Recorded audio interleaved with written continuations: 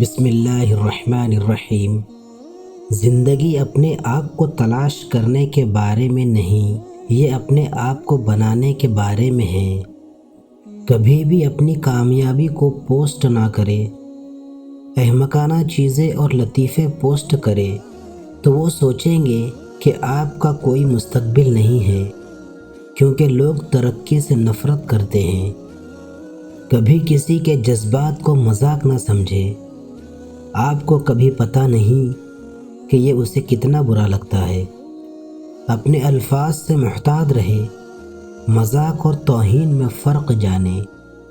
دو چیزیں آپ کی تعریف کرتی ہے: آپ کا صبر جب آپ کے پاس کچھ نہ ہو، اور آپ کا رویہ جب آپ کے پاس سب کچھ ہو۔ کبھی کبھی آپ کو انا کے لیے نہیں بلکہ عزت نفس کے لیے چھوڑنا پڑتا ہے۔ قرآن مجید کو ترجمے کے ساتھ پڑھیں تاکہ آپ پہ وہ سارے جھوٹ عیاں ہو جائے جو دین کے نام پر بولے جاتے ہیں۔ خود کی تعریف نہ کریں، ورنہ کوئی بھی آپ پر یقین نہیں کرے گا۔ غصے کی حالت میں کبھی کسی سے بات نہ کرو۔ غصہ ختم ہونے کے بعد آپ کو چیزیں مختلف دکھائی دیں گی۔ خوبصورت لہجے میں بات کرے، ورنہ خاموش رہ کر اپنی خوبصورتی کو برقرار رکھے۔ مخلص چھوڑ جائیں تو منا لیا کرو، منافق چھوڑ جائے تو اللہ کا شکر ادا کیا کرو۔ جو دیتے ہو اسے پانے کی امید نہ رکھو، ہر کسی کے پاس تم جیسا دل نہیں ہوتا۔ اس غریبی سے پناہ مانگو مجھے مایوس کر دیتی ہے، اور اس مال سے پناہ مانگو جو مجھے مغرور کر دیتا ہے۔ کچھ لوگوں کے لیے آپ صرف ایک کھلونا ہے، اور وہ بور ہونے کے بعد آپ سے محبت کرنا چھوڑ دیں گے۔ درد ختم ہو جائے گا، آنسو بند ہو جائیں گے، اور دروازے کھل جائیں گے۔ صبر کرو اور اللہ پر بھروسہ رکھو۔ بہت جلد آپ کو وہ سب کچھ مل جائے گا جو آپ چاہتے ہیں۔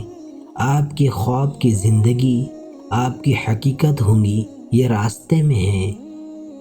ہر کامیاب شخص کی ایک دردناک کہانی ہوتی ہے۔ ہر دردناک کہانی کا ایک کامیاب انجام ہوتا ہے۔ درد کو قبول کرے اور کامیابی کے لیے تیار ہو جائے۔ ایک اچھی عورت کو آپ کے پیسے یا آپ کی حیثیت سے کوئی دلچسپی نہیں ہے۔ وہ آپ سے جو چاہتی ہے وہ ہے آپ کا وقت، وفاداری، محبت اور عزم۔